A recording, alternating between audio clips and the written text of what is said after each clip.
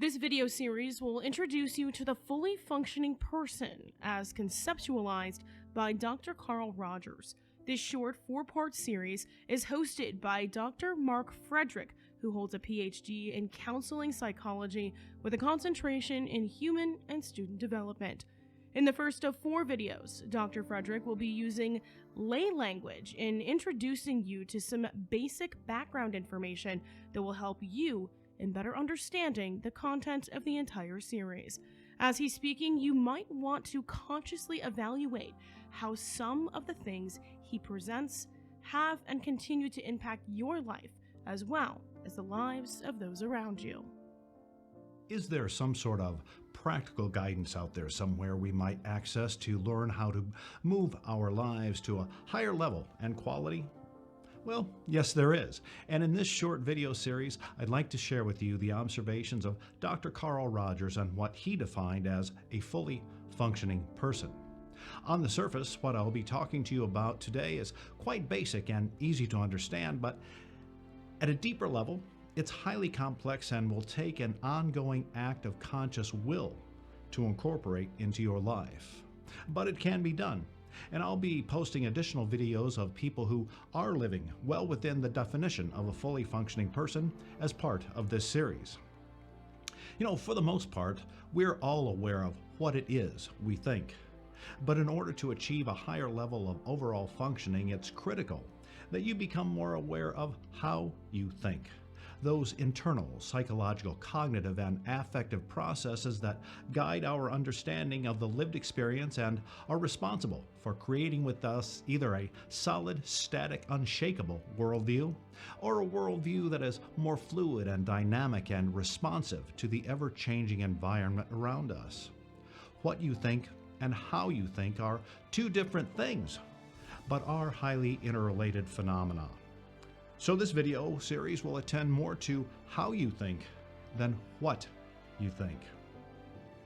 All of us down deep really do want to be the very best we can be, because we realize that meeting our own needs is best accomplished when we're functioning at an optimal level, however you might define optimal functioning to be.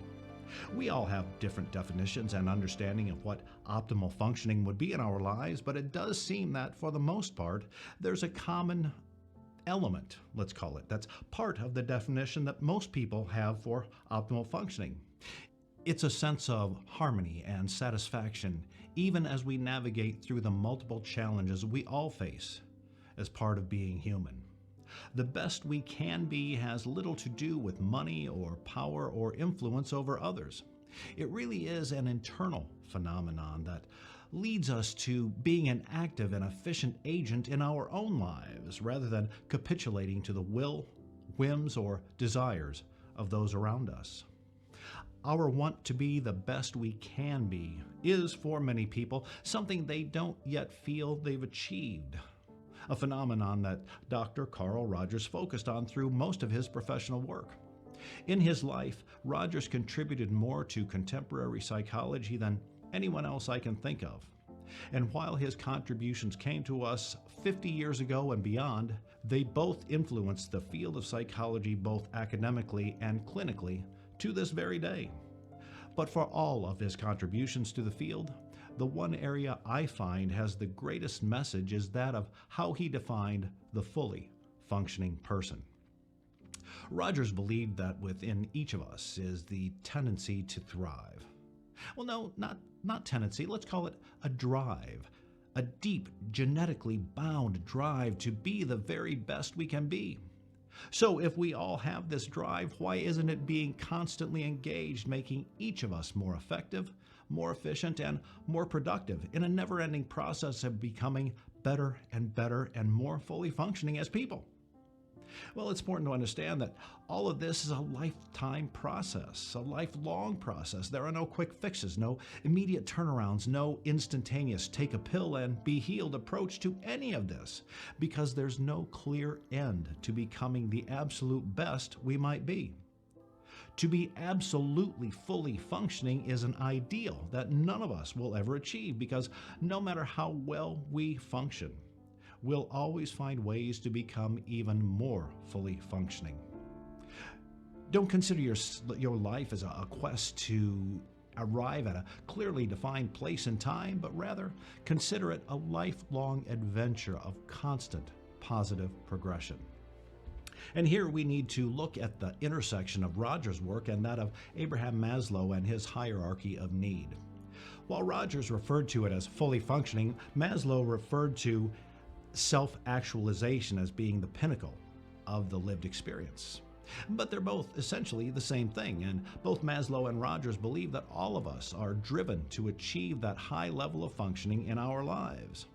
So the question becomes, if each of us has the innate drive to be the very best, why are so many people not getting there? Why are so many languishing and suffering, falling well short of who and what they might be? Well, Maslow argued that none of us can achieve high levels of functioning if many of our basic needs aren't being met. We tend to stall in our personal growth as people if our attention has to be given to meeting basic primary needs like overcoming challenges to our health and well-being, basic nutrition, physical and psychological safety, education, employment, our being accepted and loved by those around us, and so many other needs. More often than not, when needs aren't being met in our lives, it's due to external forces over which we feel we have very little control.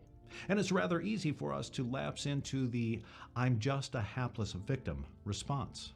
Now, if others or the social system in which we are living deny us access to things like shelter, educational opportunities, employment, acceptance, respect, and love, we are indeed hard-pressed to move toward a fully functioning state of being.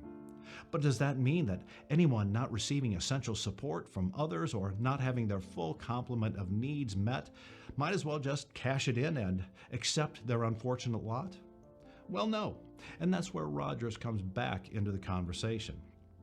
In his definition of the fully functioning person, he guides us to become increasingly responsive to and for ourselves, to help us realize that while we do need others in our lives, few of us really need others as much as we think we do.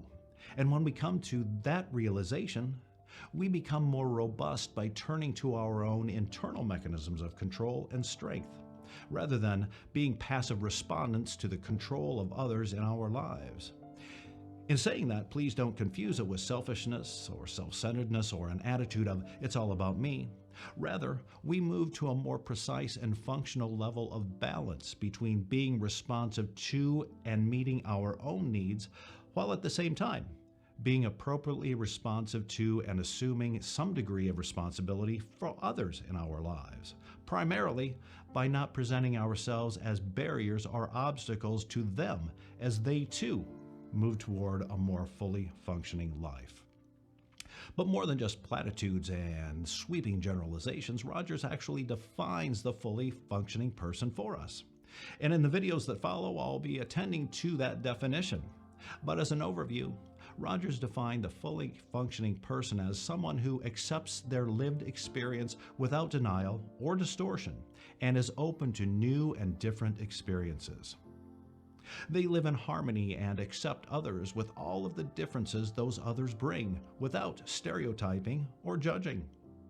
They live existentially, regarding their past as a collection of experiences from which they can learn, and look to the future as a general guide for their lives rather than being controlled by the past or enslaving themselves to the future in such a way as they forget to live in the moment. They trust themselves and continually modify their overall worldview in response to the ever-changing world around them. I hope you'll join me in the videos that follow and that they provide some insight and guidance as you move toward living a more fully functioning life.